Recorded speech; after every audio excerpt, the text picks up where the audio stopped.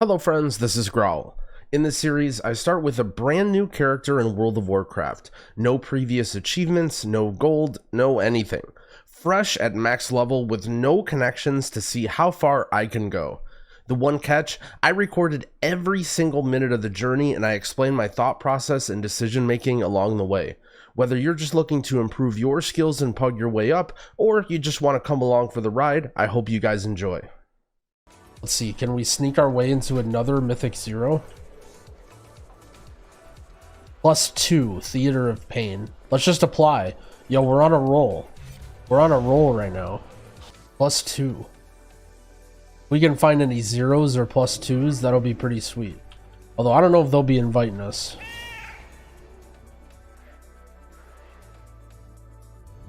What? Oh, ho, ho, ho. Yo. I didn't know it was this easy. I didn't know it was this easy. And we gotta find a way to get some gold. I think I found the actual, so if you got nothing going on, then yeah, you can spam through dungeons, but I think we found two different ways to gear up more quickly.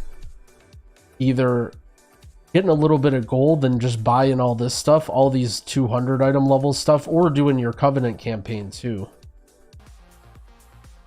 I'm so paranoid that somehow they know I'm like a higher rated person. I just don't believe it's this easy to like get into groups and stuff. My page is updated again. Now here's my +6 and I got 100 points for that. So now I'm 179 points at 177 item level, renown 22. Love to see that for us. Oh nice, we get a summon too. Alright, let's go. Alright, again, hopefully they don't notice our gear. I think our gear is probably fine to do a +2. I don't know how picky people are going to be, but this guy's 29,000 health too, so I guess we're right into Mythic Plus. Maybe I wasted too much time doing other stuff. Yarkya. Check out this guy's gear. What, 234? He has a 262 Lego. What is this guy doing in here? I don't know what he's doing, but this will be an easy dungeon. This guy's got a max item level Lego. Oh, he's looking at me. I'm gonna walk over here. So let's look at our consumables. We haven't used any mana pots yet. We used one health pot. I think that was in that plague fall where we pulled that tentacle or something. And we haven't used any of our health food. I don't usually use this. Ideally you have the mage food, the conjured mana buns, and those give you health and mana, which is better than using this stuff. Oh, there's actually a food you could buy in town. Okay, we're doing a... What's going on here? I don't think we can start... Okay, there we go. Okay. Alright, here we go. Mythic Plus number 3. The Theater of Pain. There's a really nice trinket in here that we'd like. There's a trinket and a ring. There's lots of good stuff in here that we'd like. Alright, so we're battling right away. Same old thing, you know, keep our Earth Shield up. Keep using our Riptide. Use our Fade Transfusion. Oh, this DK is doing a ton of damage. We'll use our Bloodlust here.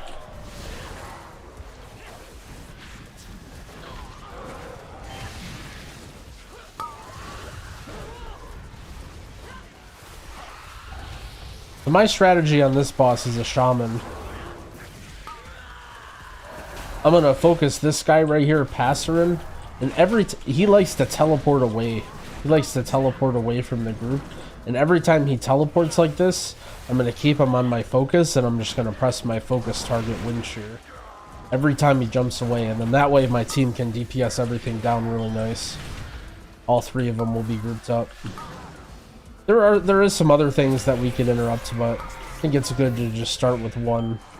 Okay, this guy is running at us, so I think we're going to run away. That doesn't hurt that bad. Okay, that hurts kind of bad.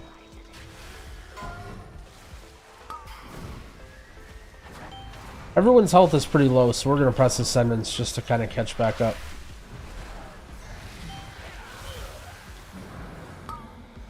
You can see how all of our damage kind of slows down a little bit once everything is spread.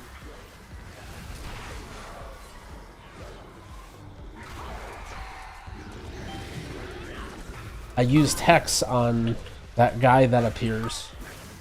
So again, now that we're in the Mythic, there's lots of different little mechanics that we're worrying about, and we're trying to juggle everything at once while we're healing. And it can be a little bit intimidating, but hey, you know, that's why we're doing it. So we used Hex. The first time the guy jumped out, we used our Capacitor Totem. The second time we used Hex.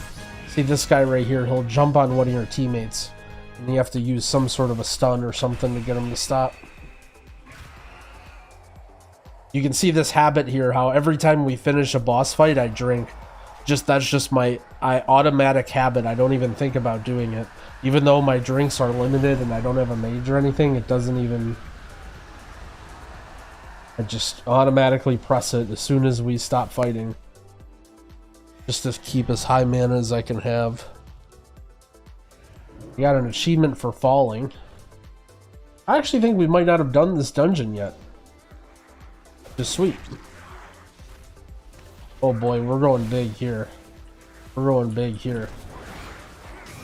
Let's press our healing tide just in case. This looks like a lot of stuff going on. Press our healing tide, our cloud burst, our riptides. This guy looks like he needs a little bit of love too, since he's not grouped up. So we'll put a little bit of damage on him. Nice. Actually, one cool thing that Death Knights can do is they can grip mobs and they can pull them in. So anytime you have like a pesky archer like that or something, they can just grip it right in with the group. This is very good again for group damage. I don't know where our druid went.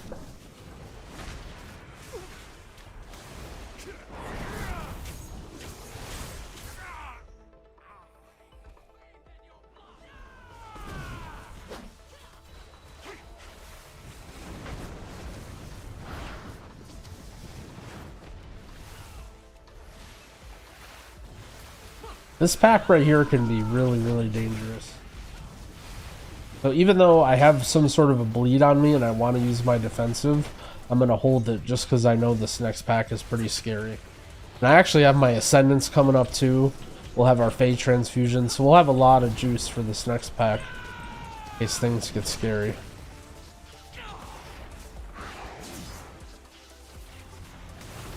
Oh, okay, we're just pulling it right in. Our bear's in a rush. Now we'll press our defensive since we got two different things going on. We'll use our Spirit Walker's Grace since we're just running ahead. We'll press our... We're slamming all of our buttons at this point. Spirit Walkers, Cloud Burst, Ascendance, Cap Totem. We'll get another Cloud Burst, Fey Transfusion. That's what you gotta do when there's a scary pack. You can't really hesitate, you just gotta keep slamming buttons. Because you look at our health bars and you're like, hey, you know, that isn't too bad. You weren't taking that much damage, but part of it was because we were so proactive with our buttons. So here's what we'll do. We're gonna do this here. We're gonna create a new window here, and then we're gonna put a healing meter too. I assume you guys might want to see that as well, alongside the damage, just so we can get an idea.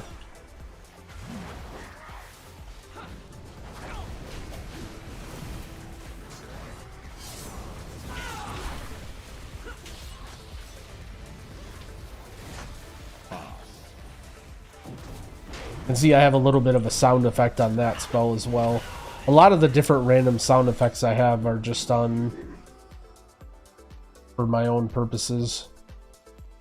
Who knows what complicated stuff or strategies I had going on that caused me to put a sound effect on those things.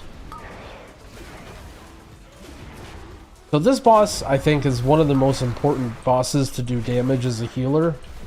Because what happens is, two of your DPS players will get sent down and they'll have to duel. And really what that means is, there's a lot of time that's wasted There's 2 DPS players that are doing nothing. You can see here these 2 guys get sent down, and now we only have 3 of us. And, you know, now that our group damage is so low, given that there's only 3 of us, it's even more important that we're trying to contribute in some meaningful way. And use our Fey Transfusion here.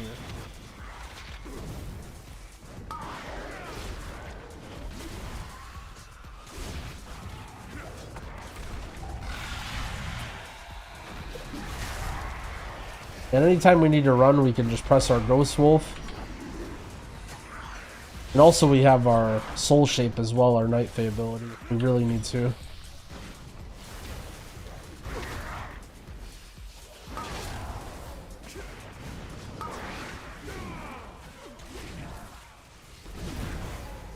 So for each target that I can apply my Flame Shock to, it's going to increase my damage.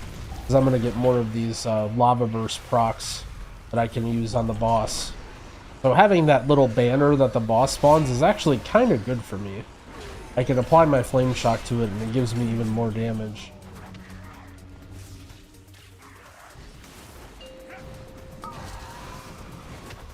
Like this. And you can see I'm not even really in a rush to kill it. Might be a little bit selfish of me, but hey. If they want to kill it, they're more than welcome to.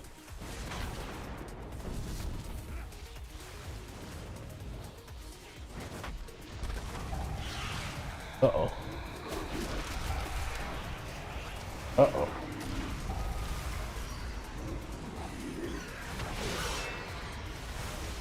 You can kind of see how the dance on this boss works, right? He does that triple attack sort of thing, so as soon as that's going on, I have to be in full sort of engagement mode to get ready to dodge stuff.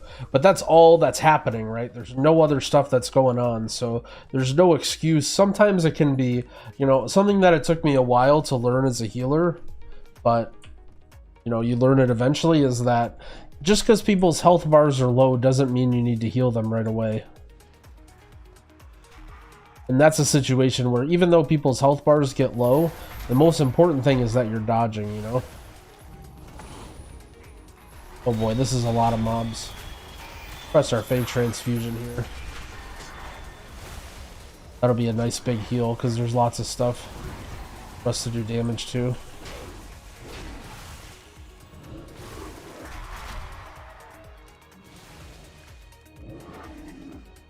We're zooming. You can see this whole area is getting bombarded with these little green swirlies. This is a really rough area to fight, so we don't want to fight any of these mobs here. Oh jeez. Alright, so we're pulling this guy too. This guy does some heavy group damage, so we'll drop our Cloud Burst and our Healing Rain.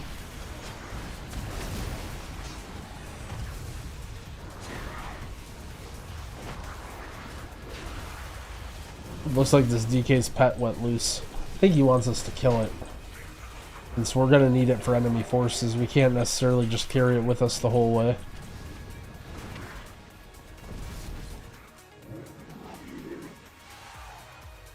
So this Portal Guardian drops an orb and you can use it to decide which way you want to go.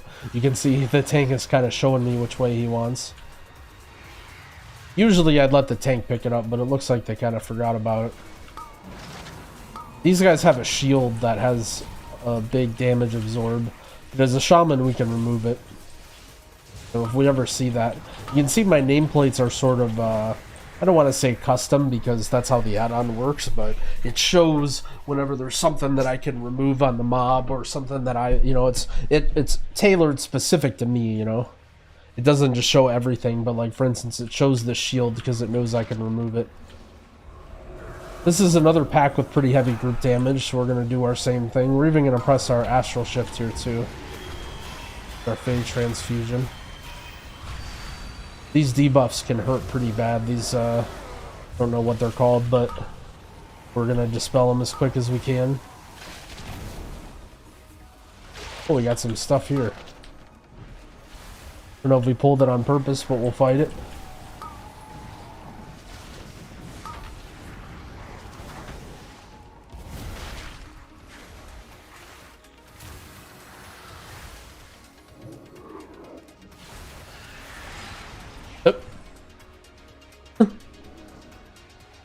You He's still got the orb in his hand. Okay, there we go.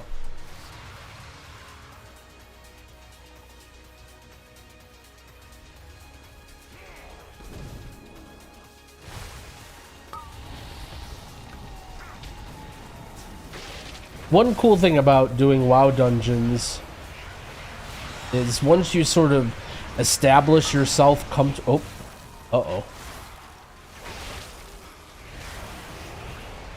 We're going to use an inner... Alright, we'll hold that thought for a moment. We pulled some extra stuff that we weren't ready for, so we're going to use our Ascendants. We're going to use our Spirit Walkers. We're going to just try and pump out big heals. And you can see how quick I was, right? I was always watching, I was seeing what was going on. I saw that one of our allies got knocked into that pack, and as soon as it happened, I was ready to press Ascendants. I wasn't waiting for our health to dip low or anything like that, right? As soon as those mobs started doing damage, I got in. This can be a little bit of a dangerous pack, too. Being a shaman here is real nice. You can see all the different mobs that we can interrupt. Anyway, as I was saying, one thing that's nice is once you sort of do a level, once you do like a +6 or a +7 or whatever, now you can go back into these lower level dungeons and it feels much more comfortable, you know? We could see what pain really felt like when we went into that higher level dungeon, and now this one seems like a breeze. I guess part of it's a breeze because we have an overgeared tank, but you know what I mean. And now, the idea of going back into a heroic dungeon seems silly. I don't know if we're even going to do any more heroic dungeons. I thought we were going to be doing heroic dungeons for at least a week. We're close, but we're already owning. So a function of this boss is he puts out 2 of these debuffs. And we can choose to dispel one of them. So we sort of have to make an analysis to determine who we think it's good to dispel. Or we just dispel one really quick, too. Don't always have to do an analysis. We'll use our Bloodlust here on this guy. I probably should have used it earlier. But I guess I forgot that it was available to us.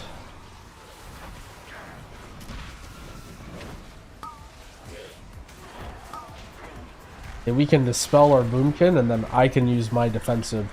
That's something that's pretty common that I like to do as a healer. If I see that me and another person are in danger, I can always prioritize them and then, you know, at the same time use my own defensives or my health potions or whatever. And we're blasting this boss.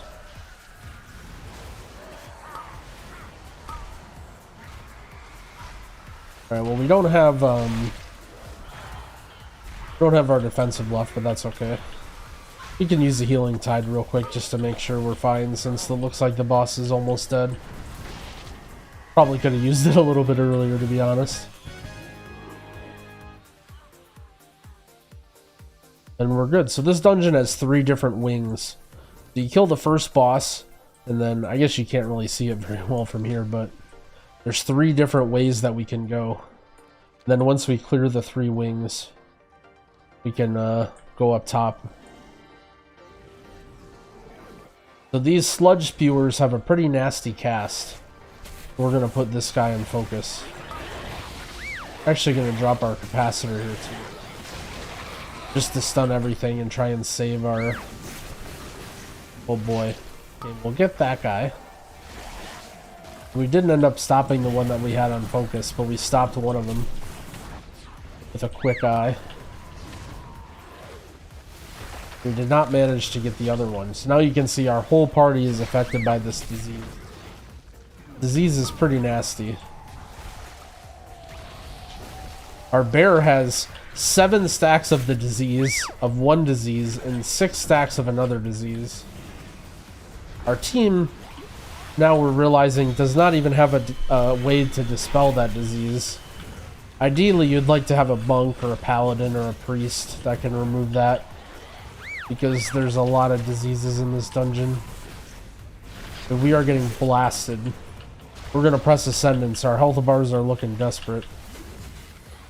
But we're gonna press Ascendance and just start pumping some heals. The best we can do.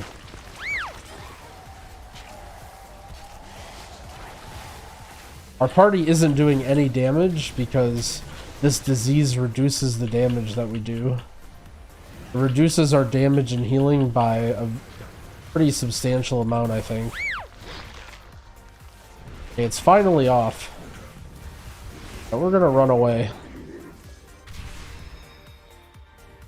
We're gonna run away now that our tank is dead. Now that this disease is off, I think we're okay.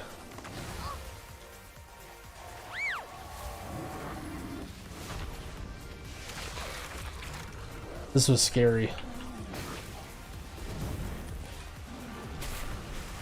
Could only do so much, but we did our part, I think. We tried to get some interrupts and stuff.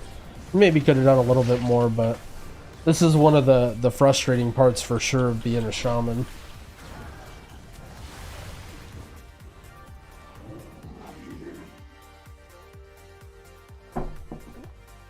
Not being able to remove those diseases. Not to say that group composition is super important when you're doing dungeons, but would be nice to have one. Oh, we're definitely pulling this. We'll just bring it along with us. I maybe could have waited and been a bit more patient, but I kind of wanted to see what we do anyway.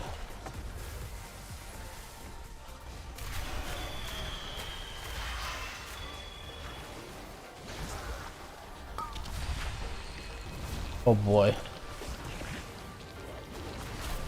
We pulled even more mobs. I'm gonna drop a spirit link just so I can buy myself a little bit of time to drop a healing rain and get set up here again.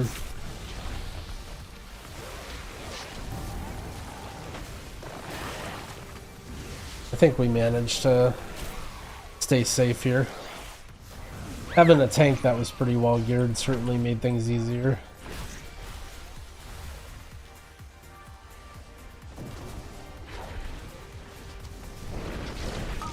So I'm kind of taking stock of our cooldowns here. So I have Healing Tide right now, and I have Ascendance coming up soon. So I'm just going to press Healing Tide, since I know I'll have another big cooldown soon.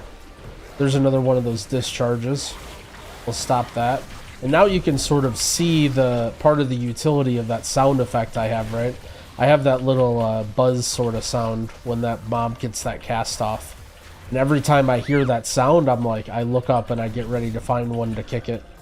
Just because it's such an important cast.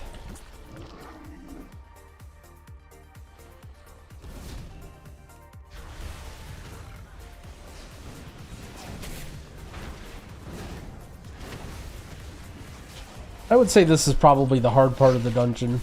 On a tyrannical week when the bosses are buffed, not so much, you know. I think it's a little easier, but if it was fortified and the trash was buffed, that area may have wiped us. We're still making great time. Not quite as fast as the other run that we had, but still pretty good. Like our tank needs some heals here. So these chains come down and they leave safe spots.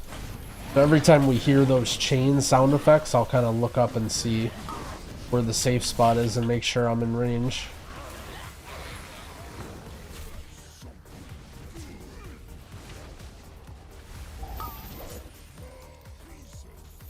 Safe spot right here. Our bear's getting thrown around a little bit.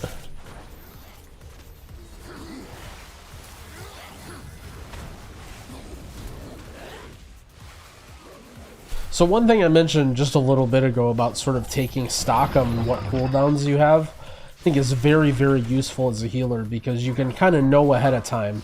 Like right now I'm looking, I don't have Spirit Link, I don't have Healing Tide, but I know I have Ascendance. So Ascendance is going to be the button that if things go wrong, I'm ready to click it, right? I'm already thinking in my head, okay, if these things go wrong, then I'm going to get ready to pop Ascendance. And knowing exactly which cooldown you're going to press next is really, really valuable. You know, you don't necessarily need to have everything planned out. Like, for example, okay, here, our team is getting blasted. Let's go over here, we'll pop our Ascendance to get a little bit of extra healing. People are getting hit by the chains and stuff.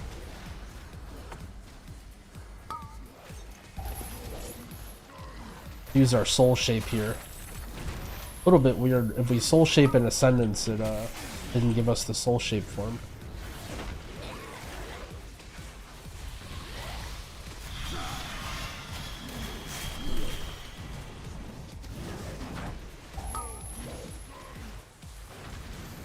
Safe spot right here again. Maldraxxus defended. Oh, nice. I forgot about that. So we got our calling done too. Gosh, this was a great session. I'm not expecting to get loot here since we got loot from the last 2 dungeons that we did. And I think only 2 or 3 pieces dropped, but... Oh, these banners too. If you're a member of if you're a member of the Necrolord, and activate them to get a little buff. You see this gives us a versatility buff, which is actually pretty dang good. 10% versatility is crazy. And movement speed too.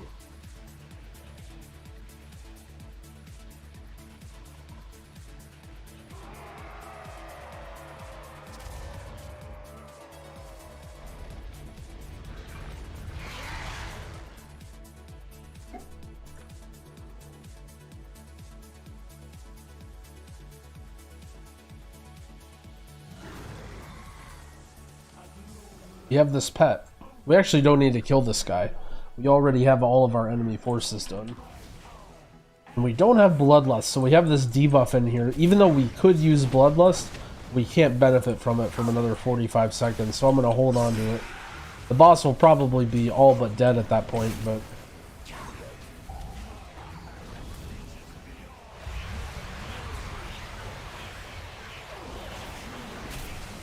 Okay, so I know at 50% the boss is going to do a lot of group damage, so I'm going to kind of plan out for it.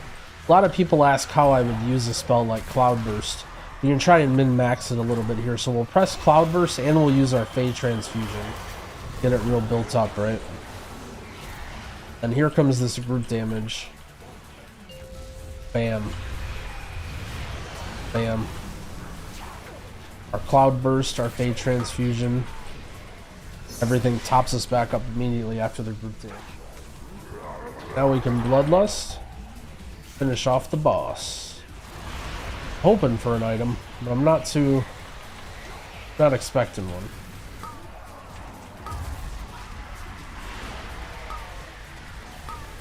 And again, you'll notice in these encounters, I'm always pressing stuff, right?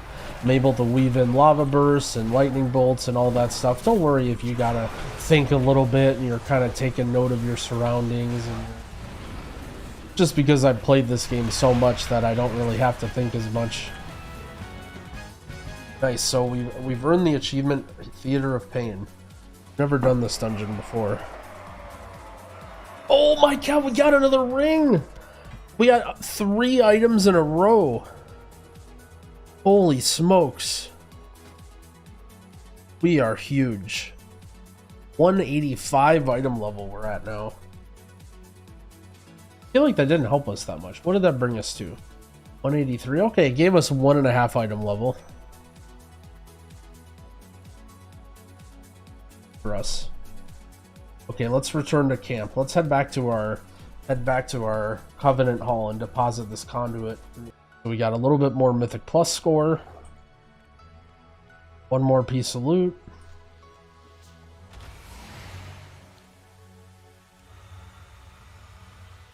And a conduit. This conduit's going to be pretty nice. Oh, and we got this this calling done too. Oh, we had a productive day today. Thanks for watching. I hope you all enjoyed the video. I'll be releasing regular episodes, so make sure you subscribe to my channel if you aren't already, and click the bell to get notified when the next episode is out. I also come out with regular guides for healers in World of Warcraft, as well as videos explaining UI and all other sorts of things. If you enjoy content like this, I'd also highly recommend coming to check out my stream at twitch.tv/yumytv, where we're always gaming there. The link is in the description, and happy keying.